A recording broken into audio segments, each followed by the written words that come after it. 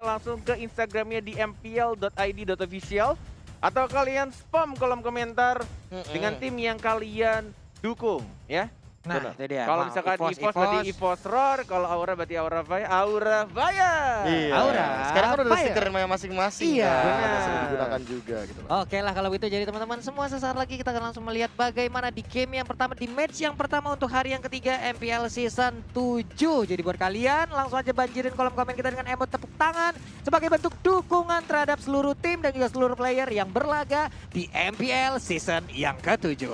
Yes, kita akan segera masuk ke Land of Dawn. Ini dia untuk match yang pertama, game pertama di Best of 3 Series EVOS Legend yang akan berhadapan dengan Aura. Masih penuh dengan Kornet Dan juga Pak Bulung. dan analis kita yang paling ganteng. Ada KB di sini siang-siang makan udon. Welcome to Land of Dawn. Wih, Waduh. cakep sekali. Cakep banget.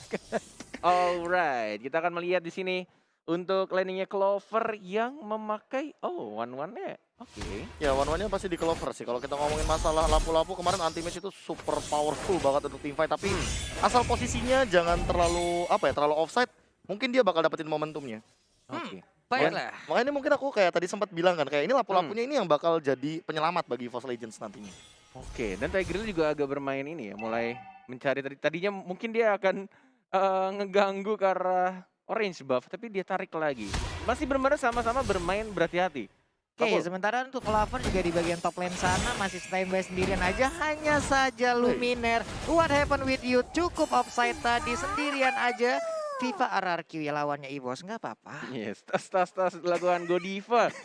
Ini cukup berbeda dari season-season sebelumnya ya, Profesor KB. Melihat Godiva kayaknya jauh lebih percaya diri nggak sih? Ya kayak kalau ngomongin masalah confident mungkin dia juga udah sempat kayak lagi kayak team bonding juga ya nggak sih. Jadi lebih percaya sama teman-temannya juga. Tapi kalau ngomongin Godiva dari dulu dari dia di side lane juga dia sebenarnya tajam. Oke. Cuma untuk sekarang dia sebagai tank, I don't know kayak setup seperti apa yang bakal dia gunakan karena dari tadi belum ada flicker loh untuk Benar. menumbangkan Luminar. Benar sekali. Dan masih sama-sama farming juga dari Benedetta dan juga dari Karinya. Sama-sama mencari stack untuk Raptor Macetnya, anti-match mencoba untuk mencuri tapi gagal. Tidak ada retribution juga dari di sana, dua orang langsung dilempar begitu saja Godiva. Masih ada flicker harusnya, masih ada second hammer juga dan langsung final blow. Dari sana High, mencoba mengajar lagi Phantom Slash ya, mengajar lagi masih bisa dash ke arah belakang. Dua kali dash ke arah belakang dan tidak berhasil untuk ditumbangkan satu orang pun dari mid lane. Iya, walaupun tadi Speedy Like Will yang udah dikeluarkan oleh Wan, tapi tetap belum bisa menumbangkan karena Tigrealnya masih cukup tebal di awal-awal. Hanya saja kesempatan mereka untuk mendapatkan satu turtle cukup terbuka lebar, tapi Pakuito dan juga Benedetta sekarang udah mulai dekat. Luminer pun langsung aja bergabung bersama rekan-rekannya. Van Strong juga ingin bergabung, sementara Godiva udah mulai hadir juga. Di reset, di PHP-in turtle-nya. Yes, di PHP gitu aja masih source-nya lengkap banget untuk flicker. Bahkan Purify juga dari Aura Fire dan bahkan dari Turtle menit keduanya harus terpaksa di tanah kita. Van Strong-nya menjadi swiper dan langsung mencuri purple buff milik EVOS Legend dan bahkan tertelik kebuka bebas untuk tim Aura Fire. What? Ini benar-benar Aura Fire benar-benar membara banget. Profesor KB, tertelik bahkan diamankan. Tahu nggak tadi kenapa mereka disengage? Mereka sadar di mid lane tadi mereka nggak dapetin Godiva. Godiva masih punya flicker. Dan ketika Godivanya nongol, mereka nggak mau ambil resiko ketika tiba-tiba udah level 4 Godivanya terkena implosion adalah mimpi buruk tentunya. Bagi teman-teman EVOS Legends karena nggak ada yang pakai Purify. Alright. Yang pakai Purify di game ini cuma Chang'e dari Van Strong. And that's the point. Oke. Dan Clover juga masih dibiarkan farming dari kiranya hanya untuk membersihkan minion saja dari tengah. Dari atas. Van Strong sudah mulai maju dengan purple buff ya. Clover mencoba untuk menghindari. Begitu saja ada Darkness, ada Luminar. Tapi tidak adanya flicker, masih cooldown sedikit lagi, 10 detik lagi. Dan ini benar-benar Aura Fire lagi membara-bara banget di early game, benar-benar menguasai walaupun tidak berbeda cukup jauh bahkan goldnya. Hanya berbeda 400 gold saja Pak Bulung. Waduh, sebuah pergerakan yang bisa dibilang agak sedikit tidak tertebak. Tapi untuk sekarang kita lihat aja di bagian bawah ada pertempuran yang udah terjadi antara lapu-lapu dan juga para petinju ini. Kehilangan ringnya tidak mengecilkan semangatnya untuk bertemu dengan abang-abangan gym ya. Yes. Dan Clover Scarlet masih ada Aegis mencoba untuk mencari stacknya. Weakness point-nya mana? Belum menemukan weakness point, tapi ada Wan di sana menemukan 1 point. Injector dari Gudivanya juga harus hilang. Dua orang dari tim Aura Fire harus tumbang begitu saja. Hanya mencoba untuk kabur ke arah belakang, dash lagi langsung dihajar saya King Eagle ya dari seorang Lumina, tapi tidak ada follow up damage dan masih mencoba untuk kabur, tapi tetap dikejar, diharap, digangguin, di flame shot, semuanya digangguin sama Ihsan Luminar.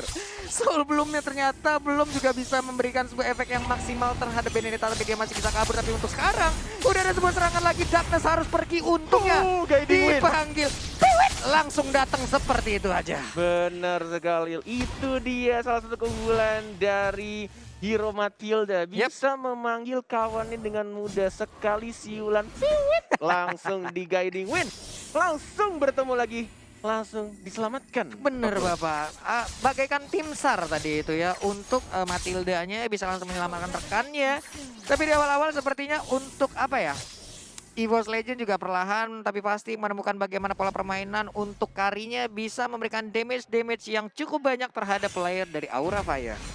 Sudah mulai di zone ejector lagi-lagi dari seorang Darkness, tapi Godiva harus berhati-hati, tapi kayaknya dia masih cukup aman karena masih ada flicker. Turtle yang kedua sudah mulai diawasi oleh Darkness. Ada One juga dan mencoba untuk mendapatkan turtle yang keduanya Aura Fire. Masih ada retribution dalam 2 detik lagi. Sudah mulai ada retribution, siapa yang mendapatkannya? Langsung didapatkan oleh seorang Hai. Langsung maju lagi ke arah depan dari Anti-Mage 1 melawan 5. Tapi tampaknya tidak mau terlalu terburu-buru, tidak mau memaksakan sesuatu yang tidak perlu dipaksakan. Kehilangan 2 turtle Profesor KB dari EVOS Legend.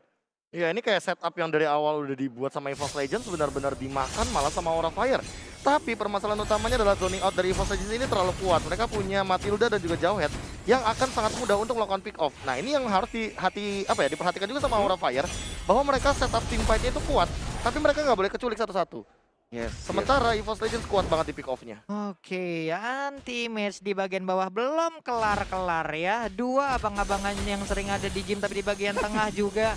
Masih ada Meteor Shower yang memandikan ke arah wave minion. Cukup sabar lagi semua permainan dari kedua tim lompat ke bagian depan.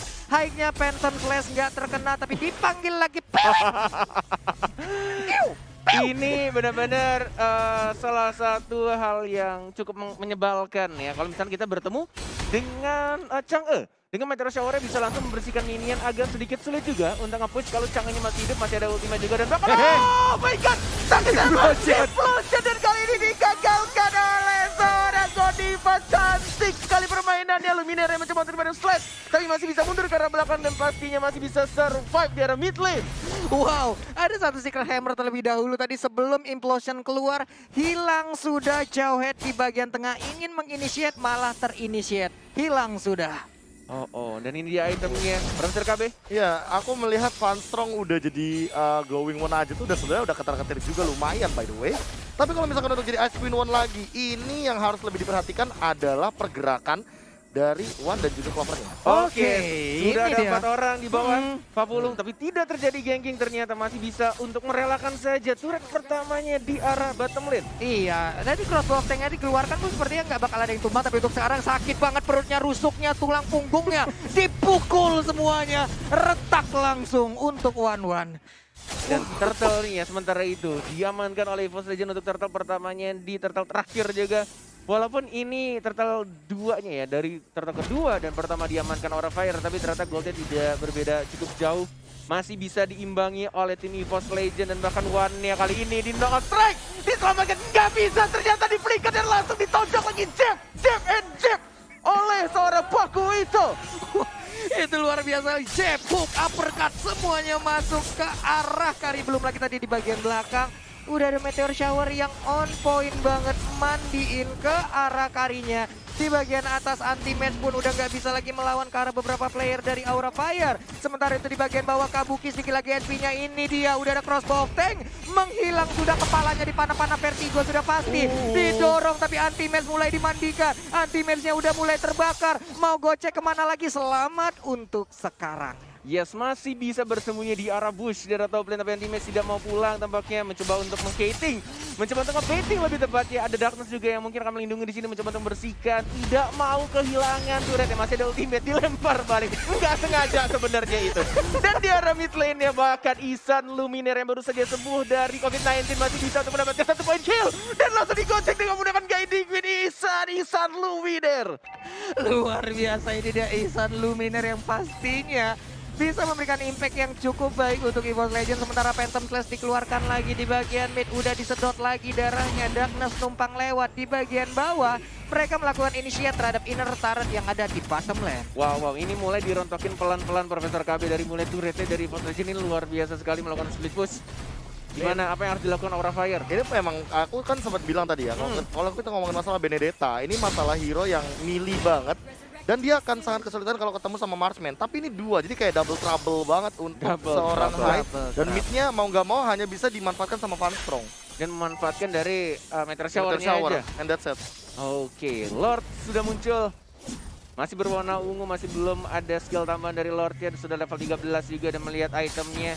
Gimana Perusur KB? Keira mau Winter kayaknya ya. Dia mau Keira, cepet-cepet oke. untuk dapetin Winter biar dia lebih sustain di depan. Tapi Matilda dari seorang Luminaire OTW ke arah NOD harusnya. Necklace of Durance dan anti-match mau bikin damage daripada dia tahan badan di depan. Karena tetap balik lagi. Di sini EVOS Legends mainnya lebih ke arah BOD pick ya? off. Ya, dia mau BOD.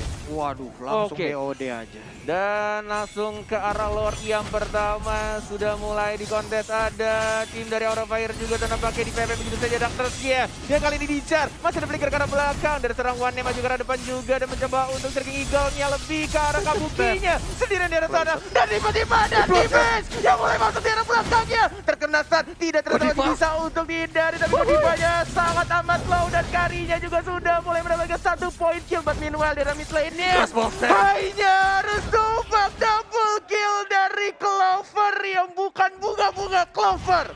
Itu dia, Clover yang sering juga diminta kalau ada di Demon TV itu sudah pasti ya. Tapi untuk sekarang, sakit banget crossbow tanknya, double kill berhasil didapatkan. Yang pastinya itu semua langsung aja mengingatkan akan kenangan-kenangan bersama di dalam tim yang dulunya ya. Sudah aku bilang kan, Iya, anti-match dengan lampu-lampu bakal jadi penyelamat. Bubar semuanya pas dia loncat. Buyar langsung dan benar-benar pergerakan dia berbeda dari teman-temannya. Benar-benar langsung dipotong begitu aja rotasinya dan langsung menakutkan pemain-pemain dari Aura Fire. Waduh, galak banget. Tapi Meteor Shower mandiin ke arah orange buff-nya. Ya ampun, dikit lagi udah di WA tiap hari, udah diajak jalan tiap hari. Tapi jadiannya sama orang lain tadi itu ya. Dan lagi-lagi anti-match yang membuka sendirian. Stunnya mana? Mencoba untuk diajar lagi, masih ada armor dari Winter Dungeon juga. Mencoba untuk masuk lagi, Darkness tidak ada flicker sekarang. Mencoba untuk langsung di komik itu saja. Diajar, berkatnya bagus sekali dari seorang Kabuki. Dan tampaknya tersisa 4 orang dari EVOS. Maju lagi dari One-nya. Enggak berhasil mendapatkan weakness point. Tapi mereka berhasil mendapatkan 1 turret di tengah. 4 melawan 5 apa pula. Apakah mereka bisa? EVOS Legend mencoba untuk mendapatkan inhibitor turret-nya. Lord ya sudah mulai masuk di arah bottom lane-nya. Meteor Shower mematikan begitu saja. Mana weakness point-nya? Mana ultimate-nya belum keluar sama sekali. Kabukinya dibakar begitu saja. Harus mundur ke arah belakang. Dan mencoba untuk fokus. Dia 1 gerobak saja. Dan langsung mendapatkan inhibitor turret pertama di arah bottom lane. Pak Pulu. Bahkan anti-match masuk ke bagian dalam untuk ngejagain 3 rekan yang ada di bagian belakang. Ngejagain juga pemain Aura.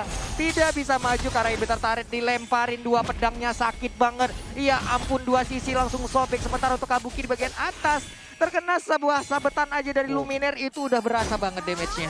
God of Despair, Windtalker udah diamankan, goldnya juga kalau misalkan kita bisa kontes di sini bahkan top 3-nya diamankan oleh Karinya One, Clover dengan One juga dan anti-match dengan lapu-lapu. Seperti yang aku bilang tadi bahwa di sini permasalahan utamanya adalah dari range. EVOS Legends menang dari segi range, dari segi team fight. Pick off yang mereka lakukan ini pick off untuk ngepok atau bahkan eksekusi secara garis besarnya. Tapi kalau misalkan dapatnya kayak hike, apalagi tadi kayak kita sempat melihat Darkness hampir mendapatkan seorang Keira kalau nggak ada Winter. Yes, dan high-nya juga di tengah-tengah untuk mendapatkan gol terbanyaknya. Benar-benar agak sulit juga final blow hanya untuk digunakan balik ke arah belakang defensif saja. Pasifnya sudah mulai nyala, anti-match belum mau melompat. Skating saja di arah depan, goyang patah-patah dari anti-match yang semakin subur badannya. Luar biasa sekali kepercayaan diri dari seorang Max anti-match.